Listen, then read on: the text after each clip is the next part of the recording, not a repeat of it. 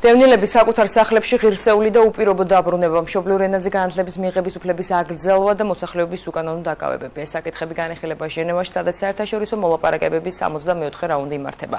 ქართული დელეგაცია მოლაპარაკებებზე დღეს გაემგზავრა, პირველი დღე ტრადიციულად არათავმჯდომარებთან ტექნიკურ შეხვედრებს დაეთმობა, ხოლო მოლაპარაკება და 64 რაუნდი ოფიციალურად 25 ივნისს დაიწყება. ჩვენ წარმოვადგეთ ყველა იმ მიმართულებებს და იმ გამოწვევებს, რაზეც უნდა ვისაუბროთ, რომელიც დაკავშირებულია პირდაპირ ჩვენს მოსახლეობასთან. ეს არის უკანონო დაკავებები, რომელიც სამწუხაროდ მიმდინარეობს სისტემატურად.